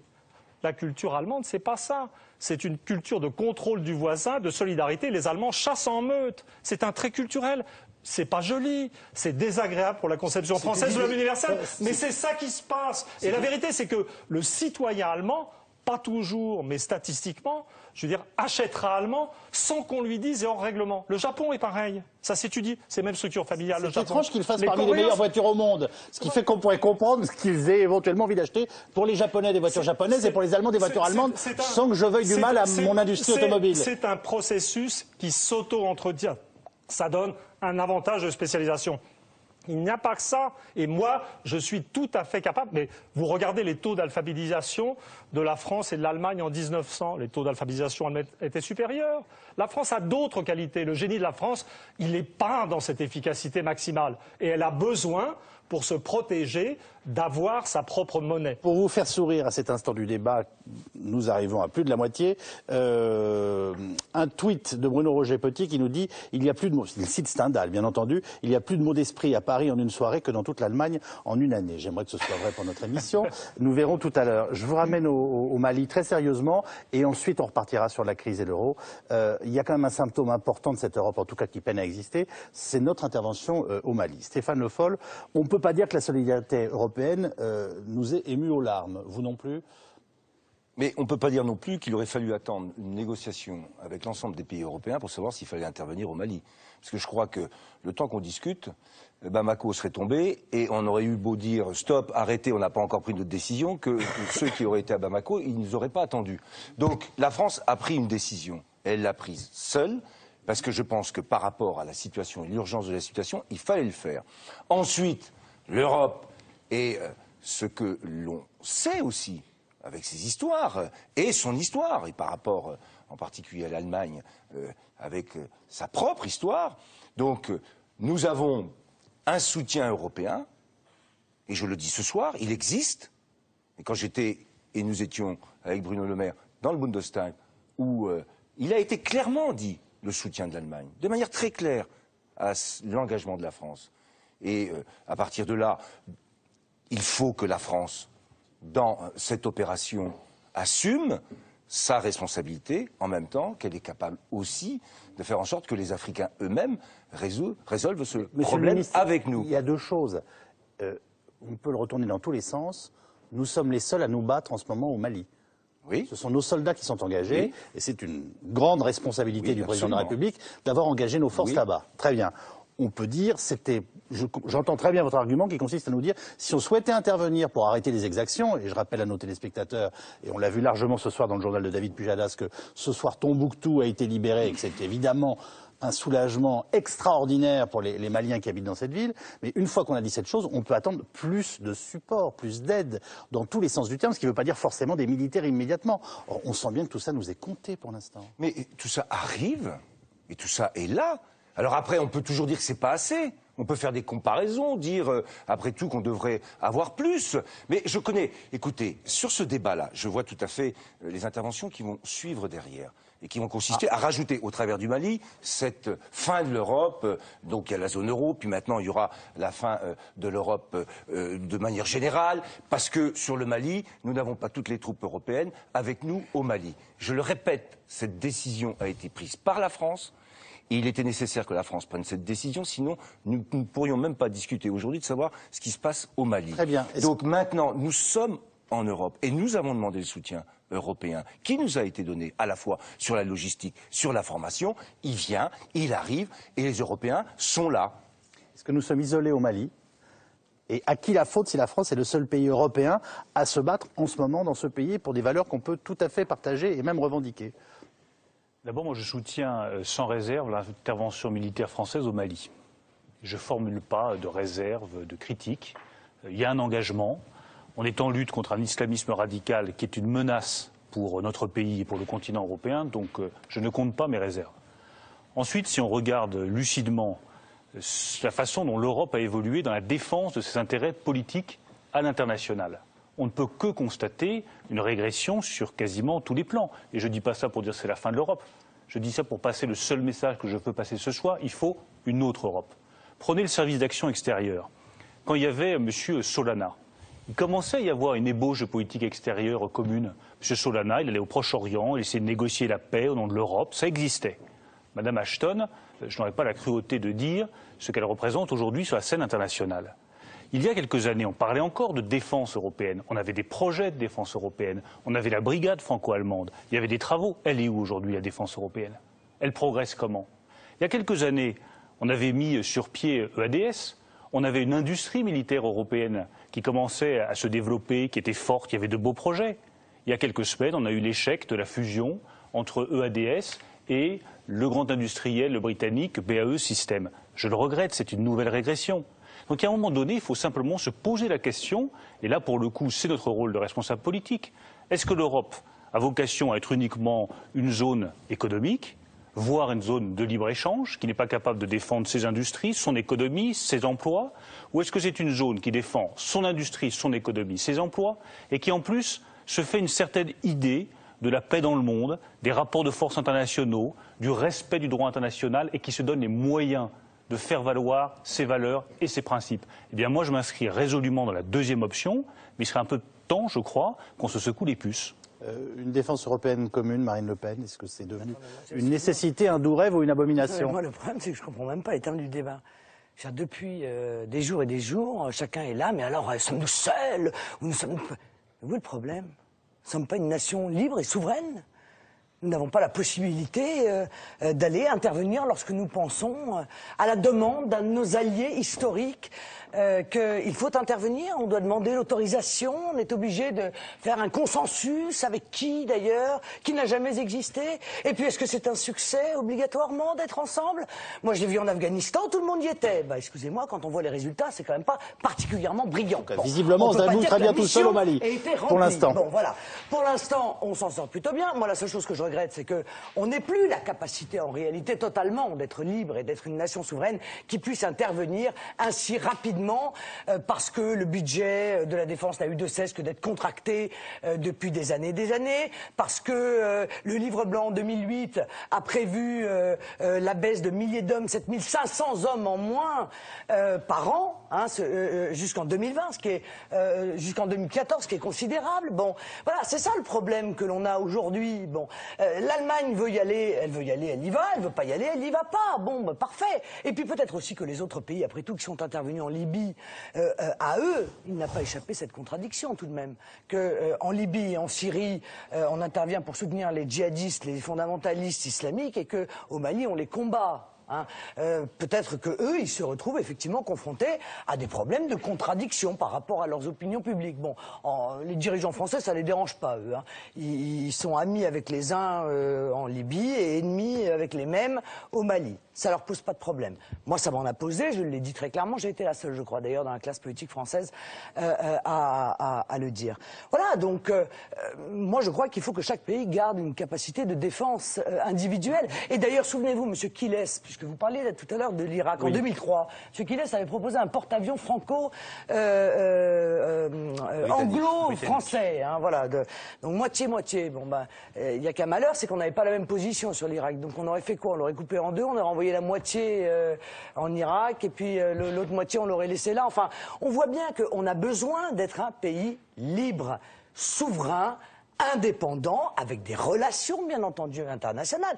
On peut avoir des accords de défense, mais on doit pouvoir garder la possibilité de décider. Donc vous nous dites que si on veut pouvoir intervenir au Mali, c'est important de pouvoir continuer à le faire seul, même si vous n'êtes pas favorable ou faiblement favorable à cette intervention. Je vous ai bien compris. Il faut que l'on puisse continuer à le faire seul, oui, bien sûr. Emmanuel Todd. Alors d'abord, je suis un peu étonné, c'est qu'en fait, c'est le délire européen dans toute sa splendeur. C'est-à-dire, sous prétexte que l'Europe n'agit pas, elle fait pire que ça d'ailleurs, on fait comme si on était seul. Mais c'est pas vrai. On agit tout à fait au Mali avec l'appui des Américains et des Anglais. Je veux dire, les Américains mettent au service des Français des moyens de renseignement, des avions de transport. Tout ça se passe. En vérité, si on est historien, on se dit ça se passe avec l'appui de nos alliés historiques pour les coups durs et pour les opérations militaires, les Américains et les Anglais, comme d'hab. En ce qui concerne l'inaction, je parle en historien, je ne suis pas. Je voudrais dire quand même tout de suite une chose pour préciser, parce que des gens m'accusent d'être germanophobe, obsédé. En 2002, je veux dire, j'avais écrit dans Après l'Empire, ouvrage qui était considéré d'ailleurs à l'époque comme anti-américain. J'avais proposé que la France partage avec l'Allemagne. À l'époque, j'y croyais au coup franco-allemand, tout d'un coup, après le refus conjoint de la guerre d'Irak. J'avais proposé que la France partage avec l'Allemagne son siège au Conseil de sécurité des Nations Unies. Ce n'est pas typique d'un super germanophobe. Donc maintenant, ayant dit que Vous êtes toujours d'accord avec cette idée-là? Mais ça n'est plus possible parce que l'Allemagne est partie dans une autre direction. Et on est au-dessous de la réalité quand on dit... J'ai une vision d'historien cruel, je vois ce qui se passe et c'est triste. Vous voyez, moi, je suis triste en fait. C'est pas juste que l'Europe n'agit pas, mais c'est que la réalité, et Bruno Le Maire l'a indiqué sans vouloir le dire, la réalité, c'est pas juste que l'Europe n'agit pas, c'est que chaque fois que la France essaye de faire quelque chose dans son espace naturel d'influence qui est la Méditerranée et l'Afrique, l'Allemagne, c'est pas juste qu'elle ne l'aide pas, c'est qu'elle essaie de lui mettre les bâtons dans les roues. Je veux dire, en quoi est-ce vrai pour le Mali? En quoi est-ce vrai pour le Mali? En induisant des attitudes négatives, sans doute en empêchant d'autres Européens d'aider. Je veux dire, le cas le plus caractéristique de tentative d'isolement de la France par l'Allemagne, car il y a une véritable stratégie allemande pour isoler la France dans son espace européen. C'est l'échec de la fusion entre EADS et BAE avec les Anglais. Bruno Le Maire a très justement dit que ça ne s'était pas fait. Mais ça ne s'est pas fait parce que les Allemands ont refusé. Parce que les Allemands voulaient nous couper des Anglais. Vous voyez, c'est affreux. La montée en puissance économique de l'Allemagne, je pense, est quelque chose de non voulu, d'accidentel. C'est un effet d'histoire économique. Mais je crois vraiment, si on regarde ce qui se passe dans la période récente, quand on sait ce qu'est l'histoire allemande, si on se souvient que l'Allemagne est dans un processus d'unification, l'Allemagne est vraiment dans un plan national, les gens n'ont pas compris. Il y a eu l'unité allemande en 1990 et l'Allemagne est un pays qui est dans une montée en puissance nationale. Vous nous dites que vous n'êtes pas germanophobe, mais qu'on n'a rien à attendre des Allemands. Mais non, j'ai pas dit ça. Je dis que l'Allemagne est dans une stratégie nationale et que cette stratégie nationale, je veux dire, inclut une prise de contrôle de l'Europe et une marginalisation de la France. Mais on va s'en apercevoir. Je propose cette modeste prédiction. En tout cas, je constate que sur la question du Mali, vous semblez nous dire que la France, finalement, même si l'on n'est pas forcément favorable à cette intervention, fait son travail. Le ministre Le Foll nous dit on est beaucoup moins isolé que vous ne le croyez. On verra ça dans les semaines à venir. Mais apparemment, cette intervention française en tant que telle ne semble pas vous choquer. On en revient au nœud du problème pour tous les eurosceptiques. On pourrait dire l'euro et les politiques d'austérité. Le quotidien économique Les Échos titre ce matin sur les premiers signes d'embellie de la zone euro. On voit les choses apparemment commencer à s'améliorer en Europe du Sud. Est-ce que ça vous surprend, Marine Le Pen? Est-ce que vous y croyez? Je vous vois souriante. Oui, ce sourire soit oui, annonciateur d'ironie. Non, c'est pas ça. C'est que je souris parce que je veux dire, on a l'impression de revivre le même film, quoi, en permanence. Alors, il y a un petit mieux, il y a 0,1%, là, ah, ça y est, on voit les signes, Anne, ma sœur Anne, ne vois-tu rien venir? Je ne vois que le soleil qui poudroie et l'herbe qui verdoie. L'Italie, l'Espagne et le Portugal empruntent moins cher. Oui, non, mais d'accord, mais encore une fois, et le CAC 40 se porte très bien. Sauf qu'encore une fois, il y a toute une série de gens qui vous disent, oui, mais tout ça est une bulle. Et probablement, la crise qui va arriver va être encore pire que celle que l'on a pu vivre. Bon, tout simplement parce que ça n'est pas possible que ça aille mieux. Si vous voulez, face à l'austérité qui est imposée à l'Espagne et à la Grèce, ça ne peut qu'aller plus mal pour une raison simple, c'est que l'austérité, encore une fois, est un frein considérable au développement de l'économie. L'austérité contracte l'économie, elle crée du chômage. Nous sommes quand même dans des pays dans lesquels il existe un tant soit peu un système de protection sociale. C'est donc ce système de protection qui va venir au soutien de l'aggravation du chômage, qui va donc entraîner une aggravation des déficits et donc une aggravation de la dette, etc., etc. Bon, on le sait. Alors, on peut toujours se cacher derrière son petit doigt, on peut dire mais non, on peut faire des prières, on peut faire la danse de la croissance, comme il y en a d'autres qui font la danse de la pluie. Vous voyez, on fait la danse de la croissance, on dit elle arrive, sauf qu'elle n'arrive pas, elle n'arrivera pas, et pendant ce temps-là, encore une fois, il y a des millions de chômeurs. L'Europe est devenue une machine à fabriquer des millions de chômeurs, des millions de pauvres. Et moi, je suis navré de vous dire que je ne vois pas ni le chômage arriver en 2013, contrairement à ce que nous dit le gouvernement, ni comment dire, une croissance de 0,8, il n'y aura rien, il y aura zéro, voilà, s'il n'y a pas moins d'ailleurs en 2013, parce que c'est ainsi. Alors on peut toujours se raconter des coups, ou alors on peut changer les remèdes et s'apercevoir que les remèdes ultralibéraux qui sont imposés, cette feuille de route imposée par l'Union européenne, qui passe par une austérité massive, hein, eh bien, elle est mortelle, voilà, et qu'elle n'est pas la bonne solution. Je vous fais simplement remarquer que pour la première fois depuis 9 ans, l'Italie va afficher un excédent commercial, que les exportations ont progressé. Alors ça se fait au prix de difficultés faramineuses, nous en sommes parfaitement d'accord, pardonnez-moi, mais les exportations ont progressé de 4% en Espagne sur les 10 premiers mois de l'année, de 7% au Portugal et de 13% en Grèce, où tout va très mal, nous sommes d'accord pour le dire. Mais écoutez, non, mais je ne veux pas vous dire que l'austérité ça paye, mais... Ça, ce que vous dites, ça, je veux dire, en soi, ça ne veut rien dire. Je vais vous expliquer pourquoi. Pourquoi? Parce que qu'a fait l'Allemagne en réalité? L'Allemagne, elle n'a pas de SMIC, hein, elle n'a pas de salaire minimum. Ça veut dire qu'il y a 22% de gens qui ont ce qu'on appelle des petits salaires en Allemagne, il n'y en a que 6% en France. Moi, c'est pas non plus un modèle, tout le monde trouve que c'est un modèle fabuleux. Pour moi, ça n'est pas un modèle fabuleux. Bon, il y a des gens qui bossent pour 700 € par mois, ou par 600 € par mois, ou pour 400 € par mois. Alors évidemment, si demain en France, et comme dans d'autres pays, l'Union européenne nous pousse à le faire, on n'a plus de salaire minimum, et qu'on fait bosser les gens pour 400 ou 500 € par mois, eh bien, on va pouvoir obtenir un petit peu de cette dévaluation, en fait, qu'on ne peut pas obtenir parce que l'euro nous empêche de la faire. Voilà, c'est ça. Et on va donc pouvoir exporter un peu plus parce qu'on aura écrasé les salaires. Mais moi, ça n'est pas le modèle que je défends. Je ne veux pas ce modèle-là. Je ne veux pas être en concurrence avec les Marocains qui, sur le plan de l'agriculture, nous font concurrence parce qu'on a fait des accords de libre-échange mais qui payent 5 € par jour leurs employés. Je ne veux pas être en concurrence avec des pays qui payent 200 € pour moi, c'est la course à l'esclavage, si vous voulez. Donc voilà, je réfute ce modèle-là. Réaction de Stéphane Le Foll. Non, mais moi, j'entends, ça fait depuis le début de cette émission, que Marine Le Pen ne cesse de dépeindre tout avec cette peinture noire qui sied d'ailleurs à l'hypothèse d'une autre politique qui serait celle que vous incarnez, qui a consisté à dire qu'il faudrait sortir de la zone euro, sortir de l'Europe, refaire des barrières protectionnistes, en oubliant d'ailleurs que nous-mêmes, nous avons des exportations, nous sommes imbriqués dans l'Europe et dans le monde. À partir de là, personne ne considère que l'austérité ou la maîtrise des déficits budgétaires, c'est un objectif politique.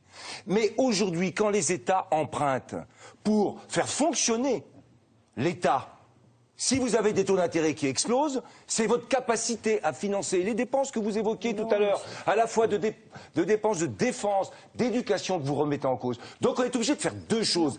La première, c'est d'être sérieux dans la manière dont on gère les finances d'un pays et en particulier de la France. Et la deuxième, c'est de dire qu'on ne peut pas, et ça a été le défaut la période précédente, régler le problème en n'ayant que comme seul objectif cette gestion des problèmes budgétaires et de l'endettement. Il faut aussi une politique de croissance. Et il faut y rajouter, dans le débat allemand, qui existe aujourd'hui, je vous le dis quand même, la question du SMIC, elle est posée par le SPD, et même au sein de la CDU aujourd'hui, ils commencent à se demander s'il ne va pas falloir passer par un SMIC. Nous avons besoin, en Allemagne, d'avoir un SMIC, puisque aujourd'hui, il n'y a pas de salaire minimum, sauf des conventions par branche, et il se trouve qu'en particulier dans l'agriculture, dans l'agroalimentaire, il n'y a pas de convention. Donc c'est une nécessité.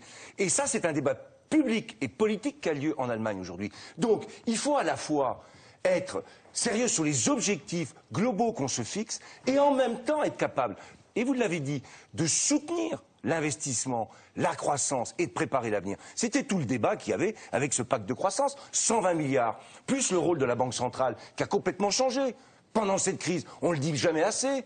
Complètement changé. Elle a apporté des liquidités. Maintenant, il faut qu'on mette tout ça au service d'objectifs, et ça, je suis d'accord, qu'il faut changer politique industrielle, politique agricole, politique agroalimentaire. Mais moi, je n'attendrai pas non plus simplement l'Europe. La France a aussi des outils et des moyens. La banque publique, son épargne, eh bien, on doit les tourner, cette fois-ci, vers l'industrie. Nous aussi. Réaction de Bruno Le Maire. Vous partagez ce début de... Enfin... On ne peut vraiment pas parler d'embellie, mais ce peu d'optimisme, le fait que M. Draghi, responsable de la BCE, nous dise qu'il doit venir ou qu'il espère la reprise au deuxième trimestre, et qu'on a des chiffres qui, pour la première fois, semblent aller dans un sens un peu plus positif, notamment concernant les pays du Sud. Et tant qu'on a plus de 3 millions de chômeurs dans son pays, M. Draghi peut dire ce qu'il veut, ça ne me rassure pas. Simplement, je voudrais qu'on n'oublie pas la responsabilité que nous portons tous sur la situation telle qu'elle est. Bien sûr qu'on est obligé de rétablir les comptes publics. Bien sûr qu'il faut redresser les déficits publics. On a dépensé de l'argent, en veux-tu, en voilà, en jetant par les fenêtres, pour des politiques sociales que nous n'avions pas les moyens de financer, droite et gauche confondues. Je mets tout le monde dans le même sac sur le manque de responsabilité budgétaire depuis des années, et puisque Mme Le Pen faisait de la poésie... Non, mais c'est juste pour répondre à votre citation qui mettait un peu de poésie sur ce plateau. Comme disait La Fontaine, la cigale ayant chanté tout l'été se trouva fort dépourvue quand la bise fut venue. Et la bise, elle est venue. La bise, c'est quoi? C'est qu'à un moment donné, vous ne pouvez plus payer vos dettes, vous ne pouvez plus rembourser vos déficits. Il faut bien rééquilibrer les comptes. Oui, il faut en passer par là. Ensuite, on est face à un choix qui est un choix historique, effectivement. C'est quoi l'alternative? Soit on choisit la voie que propose Mme Le Pen, qui a le mérite de la cohérence, on abandonne l'euro et on revient au franc. On ira expliquer aux épargnants qui ont leur livret A, qui ont leurs économies, que ce ne sera plus des euros, mais que ce sera du franc. On verra ce qu'ils pourront acheter comme litre d'essence, comme alimentation, avec des francs plutôt qu'avec des euros. Et puis, on va vers du protectionnisme total et on ferme les frontières. On verra comment réagiront nos partenaires commerciaux, comment la Chine, même l'Allemagne, même les États-Unis se protégeront si jamais la France décide de fermer ses propres frontières. Parce que nous, on exporte nos produits, on vend nos produits, ça marche. Donc ce modèle-là que propose Mme Le Pen, je pense qu'économiquement, ça ne tient pas la route 3 secondes et que ça conduira à la faillite et à l'appauvrissement surtout de tous les Français. Après, il y a un autre modèle à construire et c'est ce que j'essaie de défendre depuis le début de cette émission.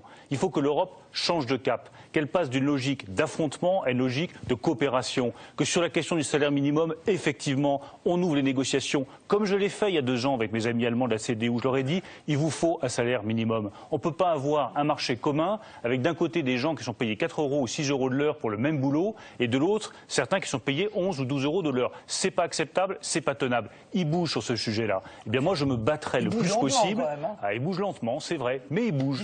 Pour que nous ayons une logique de coopération en Europe et plus une logique d'affrontement. Et après, il faut voir la chance que ça peut représenter pour nous. Un marché de 350 millions de consommateurs, avec les mêmes normes, avec la capacité de mettre ensemble nos capacités d'innovation, nos capacités de formation des jeunes. Moi, je pense à tous les jeunes qui nous regardent. Ça peut être une source d'espoir formidable. Et je pense qu'il y a plus d'espoir dans une Europe qui coopère que dans une France qui se recroqueville sur elle-même. Réaction d'Emmanuel Todd. Oui, je voudrais une fois de plus essayer de sortir de la stricte économie, essayer d'éclaircir un peu la bizarrerie du débat pour moi.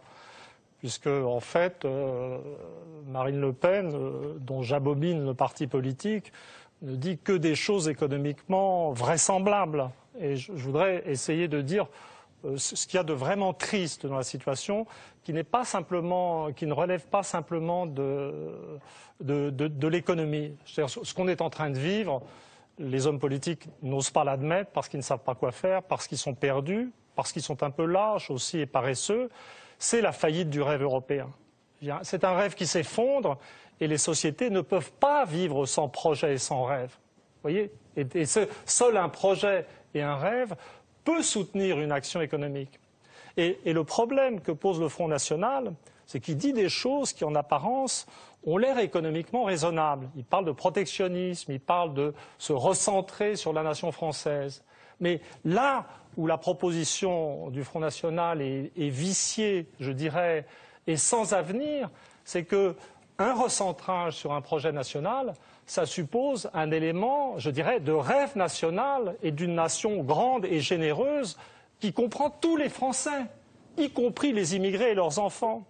Et donc, un rêve protectionniste ou un rêve national de type Front National, des solutions économiques comme ça, si c'est un rêve qui commence en excluant, divisant les Français et rejetant une partie d'entre eux, ça ne peut pas marcher. Et l'un des drames de la situation actuelle, c'est que, quelle que soit la validité des arguments qui sont proposés par Marine Le Pen sur le plan économique, du simple fait que le Front National souille la vision d'un avenir français, je dirais, heureux pour tous ses enfants, la rhétorique du Front National aboutit à dévaloriser les idées de protectionnisme, à dévaloriser les idées de sortie de l'euro. Donc vraiment, de mon point de vue, il y a quelque chose de tragique. Et de mon point de vue, je dois le dire, Marine Le Pen et le Front National sont vraiment les instruments de l'establishment et du système, parce qu'ils stérilisent des belles idées économiques, parce qu'ils ne veulent pas mettre derrière ces belles idées économiques l'idée de fraternité pour l'ensemble des Français. Je vous laisse réagir rapidement. Oui, non, mais je vais réagir. Je veux juste on passe au fédéralisme. Je veux juste expliquer à ceux qui nous écoutent les raisons qui font sortir M. Todd de son calme et dire des choses qui sont... J'étais très calme. Je suis plutôt calme, moi. Je connais plus énervé. Des accusations un peu grossières, parce que... Oui.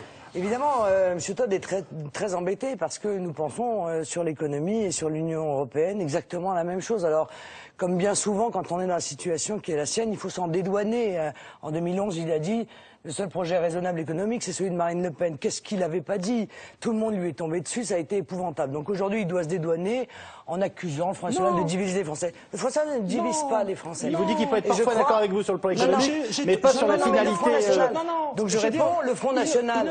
Le Front National. Donc, je ne vous crains pas. Alors, M. Todd, je vous réponds. Vous ne pouvez pas me souiller. Les gens savent très bien qui je suis. Il ne s'agit pas de me dédouaner. J'essaye de faire comprendre que vous êtes dans le système et que vous paralysez le débat sur l'économie à cause de vos positions sur l'immigration. Vous empêchez les bonnes solutions. C'est ça qui m'énerve chez vous. Il vous est arrivé de vous tromper. Je crois que vous vous trompez encore également. Et je vous explique pourquoi. Notre objectif n'est évidemment absolument pas de diviser les Français. Nous les considérons tous égaux sur le même plan et nous avons à tous quelque chose à leur proposer et notamment un avenir national, comme vous dites. Mais nous disons que l'immigration est un des éléments du libre-échange, M. Todd. Et que, bien évidemment que oui. Et que l'immigration est utilisée pour peser à la baisse sur les salaires. De la même manière d'ailleurs que l'Allemagne utilise l'immigration pour peser à la baisse sur les salaires. Et de la même manière que, et pourtant d'une manière différente, où les syndicats allemands se scandalisent de l'utilisation de l'immigration pour peser à la baisse sur les salaires de la part du gouvernement allemand, nos syndicats à nous, qui sont les complices du libre-échange, eh bien, ne s'en scandalisent pas. Voilà, c'est ça. Et vous, comme vous venez du communisme, Monsieur Todd, je comprends bien que vous soyez en difficulté sur ce sujet-là. Vous vous souvenez que je vous demande juste du système soviétique. Je vous demande juste, bien sûr, mais ça n'empêche pas que vous veniez du communisme, oui ou non? Alors ça, c'est ma nature génétique. Mais c'est pas grave. Je propose qu'on fasse pas un débat sur Emmanuel Todd, quel que soit l'intérêt qu'il puisse avoir. On peut se tromper. Mais en revanche, lorsque vous indiquez que nous avons un projet de division, très objectivement, vous tombez dans la caricature qui est celle d'ailleurs que le système a cherché à faire du Front National pendant longtemps. Vous vous trompez. On a beaucoup critiqué, excusez-moi Emmanuel Todd, le fonctionnement actuel de l'Union européenne depuis le début de cette émission, parce qu'il y a un certain nombre de dossiers qui ne plaident pas forcément forcément pour un exceptionnel optimisme. Alors, une des questions qu'on peut soulever, ce sera la dernière, on va le faire assez rapidement, c'est de savoir s'il faut plus d'Europe, et notamment plus de fédéralisme. Alors, c'est un mot qui fâche, que certains assument, d'autres moins, mais en ayant le même projet. Moi, je voudrais savoir très simplement si, selon vous, Stéphane Le Foll, l'Europe fédérale peut sauver l'idée européenne. Je vous ai répondu. Ce débat institutionnel qui existe depuis le début de l'Europe. C'est pas institutionnel, hein. Enfin, si, c'est. Est-ce Non, qu'il faut non, des non. fédéralistes ? Qu'est-ce que c'est que le Est-ce qu'on donne plus de pouvoir Oui, pour essayer d'agir ensemble et se sentir plus fort, car ça serait le seul intérêt au sein d'une union. J'ai bien compris ce que vous posiez comme question. Je vous dis que ce débat, c'est le débat sempiternel qu'on a sur l'Europe, sur fédéralisme, pas fédéralisme, union d'États indépendants, pas union d'États. On a appelé ce soir Stop ou encore. Il y a une Europe qui existe. Je vous ai dit que pour faire franchir un pas qualitatif à la construction européenne, il n'y a qu'une question pour arriver à faire franchir ce pas. C'est est-ce qu'on est capable, au lieu de discuter aujourd'hui comme on le fait sur des perspectives financières, en se demandant ce que je donne au budget européen et ce que je vais en recevoir, et la France, de ce côté-là, a fait, avec le président de la République, œuvre européenne. Il l'a dit en arrivant à la négociation. Il n'est pas venu là pour négocier un chèque, il vient pour négocier un budget pour l'Europe. Est-ce qu'on peut sortir de ce débat et faire en sorte qu'on ait un débat sur l'enjeu européen, les intérêts européens, l'intérêt général européen, et ça passera par une seule clé d'entrée, je l'ai dit, c'est le jour où il y aura une ressource propre à l'impôt, à l'échelle européenne, pour le budget européen, qui viendrait d'ailleurs, je vous le dis, en réduction des contributions nationales. Ça serait la meilleure solution de faire en sorte que, comme c'est le cas aujourd'hui, et c'est là que l'Europe avance, Monsieur Calvi, c'est que la taxe sur les flux financiers, elle est là aujourd'hui par une coopération entre 11 pays comme un des premiers éléments, une des premières pierres sur laquelle on pourra bâtir demain une Europe qui, dans le domaine qui la concerne, dans les domaines qui la concernent, sera fédérale, c'est-à-dire on prendra des décisions pour l'intérêt général. C'est tout, le reste après... Très bien, mais pour avoir des euros, pardonnez-moi, des impôts européens, pensez-vous qu'il faille par exemple un ministre des Finances européen? Mais c'est là que vous... Voilà, exactement la manière dont il ne faut pas prendre le débat. Alors, est-ce qu'il faut un ministre des Finances? Bon, oui, non. Est-ce que ça résout le problème? Je vous ai répondu. La question du ministre des Finances ou d'un gouvernement économique qui existe, et on doit progresser de la même manière qu'on doit progresser dans la politique énergétique européenne. Mais il y a un élément majeur, c'est que si on reste dans des cadres financiers pour 7 ans, avec des débats comme on les a aujourd'hui, on ne progressera pas. Il faut qu'il y ait une ressource pour l'Europe. Et là, vous verrez qu'on fera des progrès énormes et rapidement. Dans votre dernier livre, Jour de pouvoir, qui va paraître, vous dénoncez aussi les technocrates de Bruxelles, les ministres marchands de tapis. Alors, je suis désolé, mais comment sortir de ce système que vous avez beaucoup alimenté, et certains pensent d'ailleurs avec talent, Bruno Le Maire? D'abord, il faut savoir... C'est bizarre d'ailleurs. Hein, oui, c'était un peu... Parce que quand même, je suis stupéfait de cette manière que vous avez de regarder tout ce que vous avez fait. Ou pas fait d'ailleurs. Stéphane Le Foll. Quand vous aurez été 3 ans ministre de l'Agriculture, je suis sûr que vous reviendrez avec une vision différente de l'Europe. On verra. Vous aurez vu pleurer des pêcheurs parce qu'on aura imposé des quotas de pêche à des pêcheurs qui ne leur permettent pas de vivre dignement, parce que des technocrates de Bruxelles sans légitimité démocratique l'ont décidé. Je peux vous garantir que vous aurez peut-être une autre vision aussi de la construction. Pourquoi vous avez pas envoyé Madame Le Pen, lorsque je défendais les agriculteurs, lorsque je défendais les producteurs laitiers, qui n'arrivaient plus à survivre avec le prix du lait. Je ne vous ai pas beaucoup vu à Bruxelles défendre avec nous. Alors là, monsieur lorsque j'ai défendu les viticulteurs qui ne voulaient pas la libéralisation des droits de plantation, je ne vous ai pas vu. À la porte des grandes distributions avec les laitiers en question, donc je vous en supplie. Mais Madame Le Pen, votre rôle de député européen... je leur ai dit, puis ils m'ont pas écouté. Alors du coup, je les aime plus. Votre rôle de député européen... n'ont pas été gentils avec moi. Votre rôle de député européen, Madame Le Pen, était peut-être plus de défendre les agriculteurs à l'Assemblée. Si j'étais horriblement vulgaire, je vous dirais que le courage aurait été de leur dire merde.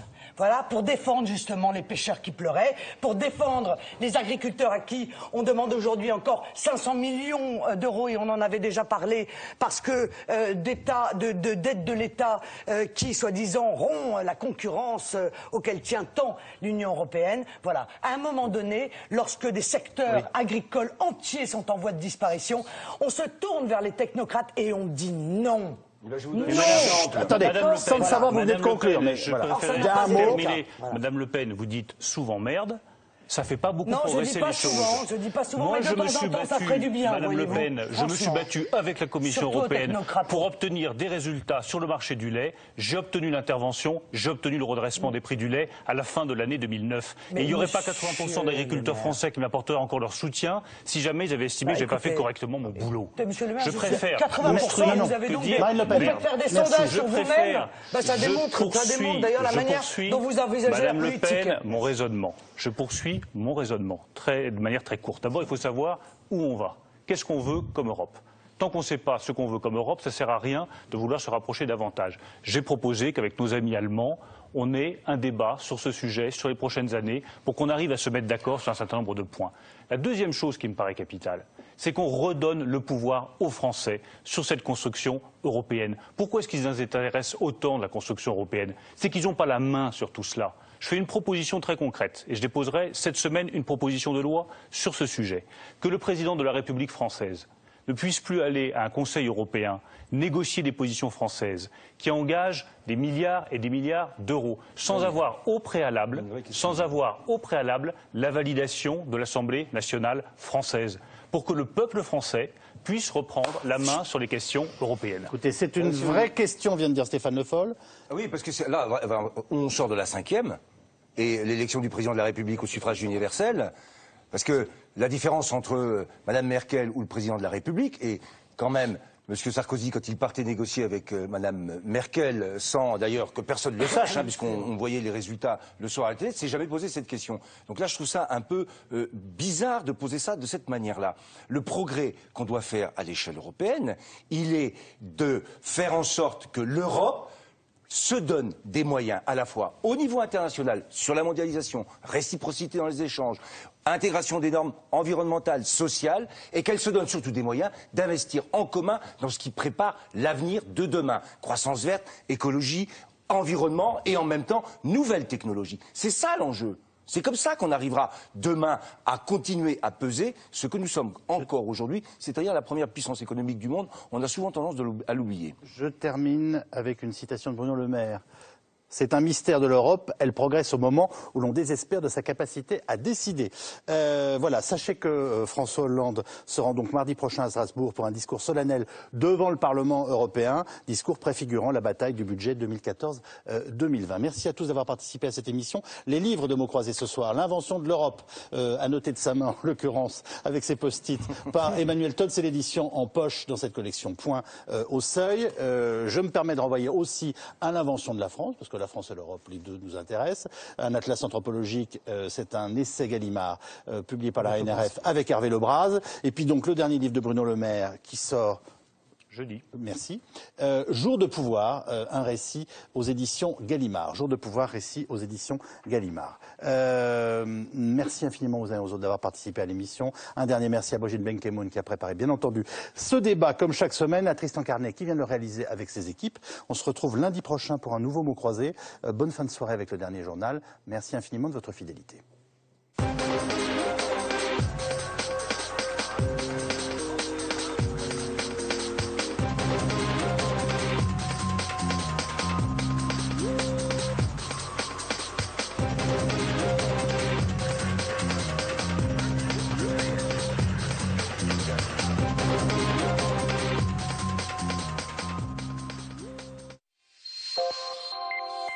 Dès maintenant, pour plus d'infos, rendez-vous sur France2.fr.